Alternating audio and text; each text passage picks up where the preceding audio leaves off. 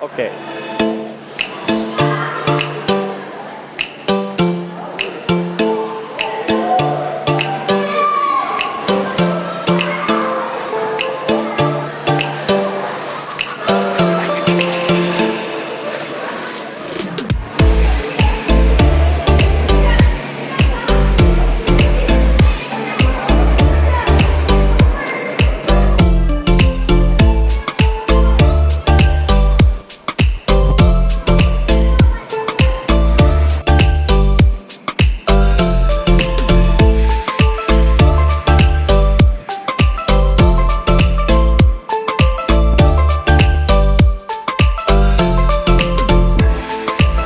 Yo minasan konnichiwa, apa kabar semua? What up, what up, what up? How you guys doing? Hari ini kita akan membahas sesuatu yang lagi viral ya. Dia apa namanya ini kalau bahasa Inggris sebuah aura farming. Ya, aura farming. Ini terjadi secara tidak sengaja. Event ini asli saya pribadi pernah menghadiri event ini ya. Ini di Kuantan, itu nggak jauh di daerah saya. Daerah saya asli saya daerah Tebo, Jambi. Dulu kita punya perusahaan perkayuan, perusahaan dari Prancis. Nah, pekerjanya ini banyak berasal dari Kuantan dulunya. Ya, perusahaan itu pindah dari Riau ke daerah Jambi, pengolahan logging. Tradisi pacu jalur ini itu sudah terjadi puluhan tahun yang lewat, mungkin 100 tahun yang lewat. Saya masih kecil aja dulu udah ada itu. Orang Kuantan itu pas musim pacu jalur mereka pulang sama-sama. Dulu hadiahnya kerbau, gitulah zaman-zaman itu. Ternyata si joki cilik yang di depan itu berfungsi banyak sebenarnya, banyak fungsinya, nanti kita uraikan. Menjadi tenar, ya, menjadi tenar. Goyangan-goyangan yang dilakukan di ujung perahu itu sebenarnya butuh keseimbangan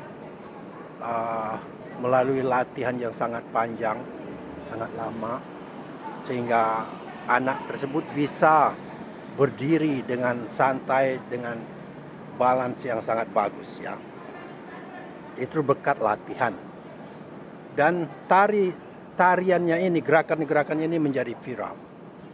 Jadi sebelum kita bahas ini, mari kita lihat dulu video-videonya. Oke? Kita Garuda Japan langsung dari Tokyo di jalanan seputar Tokyo Tower. Di pacu jalur, ada satu sosok kecil tapi keren abis. Namanya tukang tari. Atau ada juga yang nyebut toga keluan, bahkan anak coki. Di balik gayanya yang lucu dan gemesin, dia punya peran yang penting banget dibanding hanya sekedar pemanis sebuah jalur, bro. Tugasnya pun macam-macam dan cukup banyak. Lebih simpelnya nih, bro. Tukang tari memiliki beberapa tugas di antaranya. Sebagai pemberi kode atau isyarat kepada pendayung.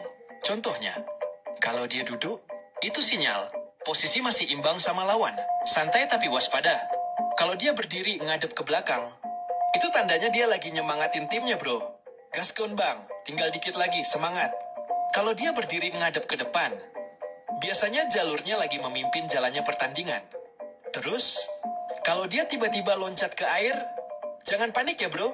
Karena itu sebenarnya bagian dari strategi.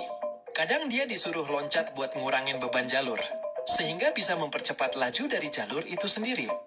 Dan terakhir kalau udah sampai garis finish terus dia sujud, itu pertanda jalurnya menang. Dan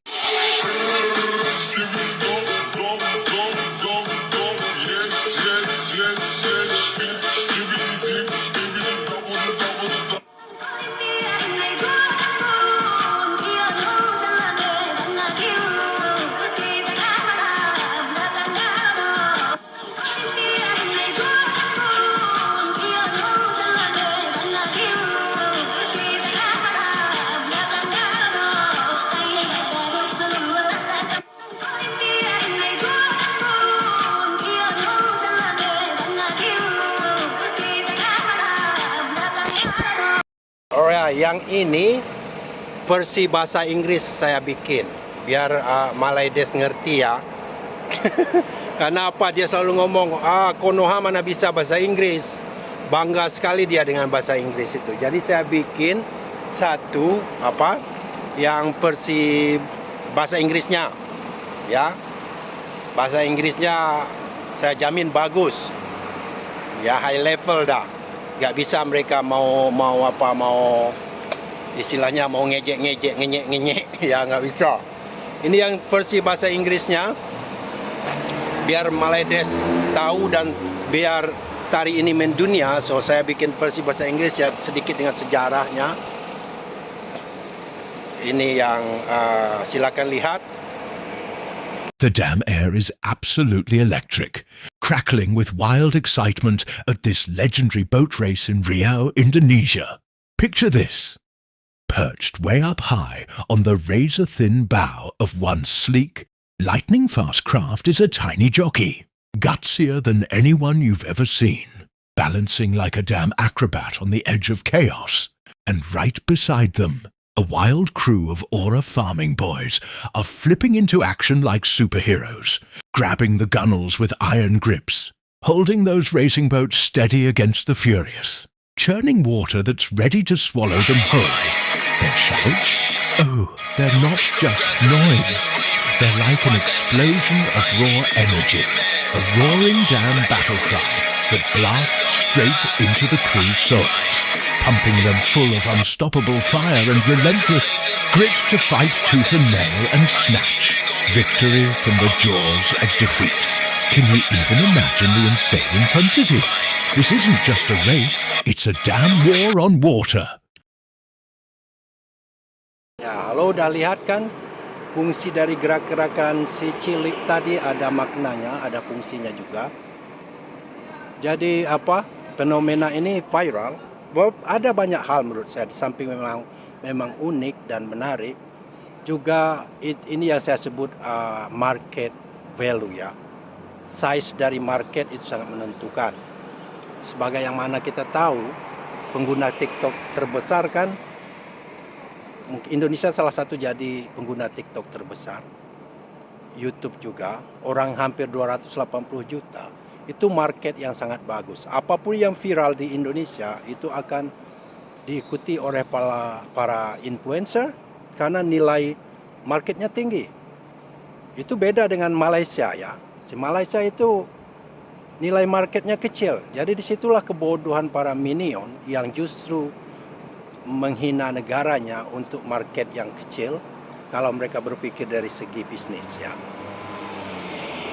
Dan ini saya sangat takut diklaim lagi oleh si Malaides ini.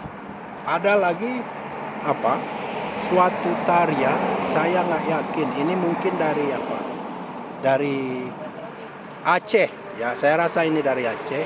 Nah, tarian ini sebenarnya udah lama duluan viral di luar negeri. Ini malah teman saya yang ngasih tahu ya, dia DJ di klub, dia paham betul kan, dia suka hip hop. Nah, ini akan saya lihatkan dengan Anda dulu, perhatikan ini.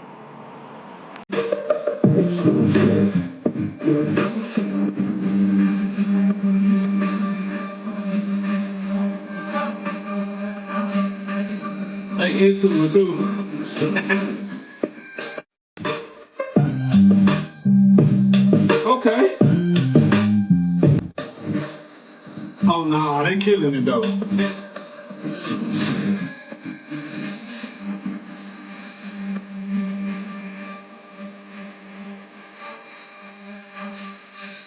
They into it too.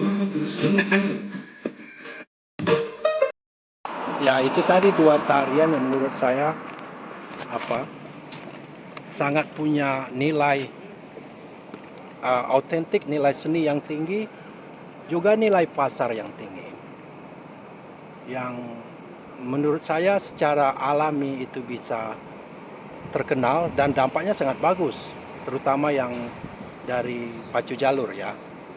Itu akan membawa turis ke sana ingin menyaksikan event Pacu Jalur ini. Saya beruntung pernah menghadiri di masa-masa kecil saya. Saya melihat sendiri. Zaman dulu aja udah heboh, apalagi zaman sekarang ya. Jadi menurut saya itulah kelebihan dari Indonesia, kelebihan yang sangat luar biasa yang tidak bisa ditiru oleh bangsa-bangsa lain. Kita harus bersyukur. Ya, kalau si Malaysia ya pasti ngincar-ngincar, syukur-syukur bisa bisa diklaim mereka lagi kan. Jadi begitu, luar biasa sekali, salut saya, viral kemana-mana. Dan selamat buat orang Kuantan khususnya ya, daerah Riau Kuantan yang memang dedikasi, memang membudayakan pacu jalur ini dari dulu. Kalau lomba-lomba perahu itu ada sampai daerah Jambi, daerah Sungai Batanghari, tapi kecil, skala kecil. Kalau pacuan jalur ini ya, yang di Kuantan ini memang besar dari dulu, itu sudah menjadi lifestyle mereka. Ya, itu udah bagian daripada budaya mereka. Jadi saya salut, dan akhirnya mereka dikenal dunia. Saya ada Garuda dari Jepang, Garuda Jepang mengucapkan selamat. Ya, sekali lagi jangan diklaim ya, yang mau klaim-klaim duluan biasanya tetangga-tetangga kita lah. Begitu saja. Terima kasih udah tune in. Terima kasih udah menonton videonya. Salam dari Tokyo. Bye-bye.